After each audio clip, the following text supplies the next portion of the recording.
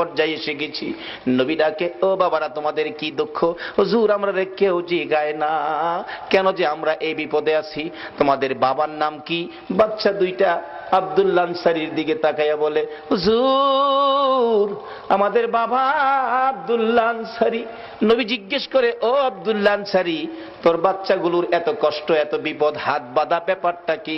আব্দুল্লাহ আনসারী শুধু কান্দে, কোনো কথা কয় না। আবার নবী জিজ্ঞেস করেন, ও বাচ্চারা তোমাদের এই কষ্ট কেন, হাত বাঁধা কেন, বিপদ কেন? বাচ্চাগুলো কান্দে আর বলে, হুজুর আমার বাবা আব্দুল্লাহ আনসারী এত গরিব মানুষ, আজকে 6-7 দিন পার হয়ে গেছে গো নবী, আমাদের চুলায় আগুন জ্বলে না, না খাইয়া থাকতে থাকতে আমরা দুইটা বাচ্চা পেটের খিদা সহ্য করতে পারি না গো নবী।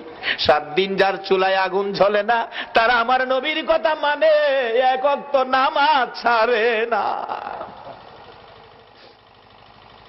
যেই নবীর সুপারিশ ব্যতীত কেউ জান্নাতে যাইতে পারবেন না, বলুন এই নবীর আদর্শে যাওয়া আমাদের দরকার আছে কিনা? মসজিদে নববীর বারিন্দায় যাইয়া আমার নবী দুইটা চোখের পানি জর্জর করে ছেড়ে দিলেন। সাহাবীরা জড়ো হয়ে গেছে, কান্দে রে আমার নবী কান্দে। আল্লাহু আকবার বলুন। নবীর কান্না দেখি কেউ সহ্য করতে পারে না। ওমর তরবারি নিয়ে হাজির হয়ে গেছে। ইয়া রাসূলুল্লাহ আমি ওমর বেঁচে আছি, বলুন কার দেওয়া ব্যথায় আপনার চোখের পানি আসছে, আমি ওমর তরবারি দিয়ে তাকে দ্বিখণ্ডিত করে দিব। আমার নবী বলেন, ওমর রে আজকের চোখের পানি তরবারি দিয়া মুছতে পারবি না। মসজিদে নববীর বারিন্দায় দাঁড়াইয়া আমার নবী ডাকে। আবু বকর হাজির হয়ে গেলেন। ইয়া রাসূলুল্লাহ আমি আবু বকর, যে আবু বকর 3 বার করে সর্পের দংশনে আপনি নবীর ভালোবাসায় জীবন দিতে রাজি, প্রয়োজন হলে আমি আবু বকর জীবন দিব। আমার নবী বলেন, আবু বকর রে জীবন দিয়ে চোখের পানি বন্ধ করতে পারবি না। এইভাবে একের পর একজন আসতেছে, নবী কারো পক্ষে খুশি হয় না। একটু পরে দেখা যায় দূর থেকে আসতেছে হযরতে উসমান গনি রাদিয়াল্লাহু তাআলা। ও দনিরা কে হবে গো? উসমান গনি হাসতেছে, চোখের পানিগুলো ছেড়ে ছেড়ে নবীজি কান্দে। উসমান গনি ডাকতেছে, হুজুর আমি উসমান গনি আসলাম। নবী গো বলুন কিসের বিনিময় চোখের পানি মুছা যাবে? আমার নবী এইভাবে দুইটা হাত বাড়াইয়া ডাক দিলেন, উসমান গনি রে আয়, আমি নবী তোর দিকে তাকাইয়া রইছি। মসজিদে নববীর বারিন্দায় আমার নবী উসমান গনির দিকে তাকিয়ে আছে। আমি জানি না আজকে বাউনির জমিনে আমার নবী মদিনার থেকে এই মসজিদের বারিন্দার জন্য কার দিকে নবী তাকাইয়া রইছে। উসমান গনি আয়, আমি নবী তোমার দিকে তাকিয়ে আছি। নবীজির সামনে দাঁড়াইলে উসমান গনি ডাকতেছে, ইয়া রাসূলুল্লাহ বলুন কিসের বিনিময় আপনার চোখের পানিগুলো মুছতে পারি?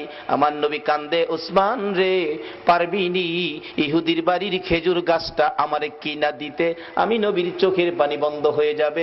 যায়া দেখ আমার আব্দুল্লাহ আনসারীর 2টা বাচ্চারে কি কষ্ট দিয়ে রাখছে। 7 দিন চুলায় আগুন নাই রে, এই খেজুর গাছের খেজুর টুকায়া বলে খাইছিল। গাছটার মালিক ইহুদি, 2টা বাচ্চারে গাছের সাথে বাইধা রাখছে। একটা দৌড় মারছে উসমান গনি রাদিয়াল্লাহু তাআলা। কারা গো এই মসজিদের পক্ষে আছো? এটাই হবে আমার আল্লাহর পক্ষ, এটাই হবে আমার নবীর পক্ষ। যারা মসজিদের পক্ষ থাকবে আমার নবী তাদের পক্ষে থাকবে, যারা মসজিদের বারিন্দার পক্ষে গো আমার নবী তাদেরকে না লইয়া ফুলসিরাতের ফুল নবী পার হবে না। উসমান গনি ডাকিয়া, রাসূলুল্লাহ কথা দিলাম খেজুর গাছ না নিয়ে আমি আসবো না। ডাকতেছে, ইহুদি বাড়িতে আছো? জি। খেজুর গাছটা বিক্রি করে দাও। ইহুদি কয়, বাড়ির খেজুর গাছ বিক্রি করবো? কান্দে উসমান গনি, রে ইহুদি নিষেধ দিস না, আমার রাসূল কান্দে রে এই গাছটার জন্য। আজকে যা চাইবি তা পাইবি, বিক্রি করতে হবে। ইহুদি কয়, সুযোগ যখন পাইছি একটা গাছের বিনিময় মনের মতো লওয়া লমু। ও উসমান গনি তোমার 100 খেজুর গাছের একটা বাগান, 100 খেজুর গাছ সহ বাগানটা যদি আমারে দিয়ে দাও আমি একটা গাছ তোমারে দিব।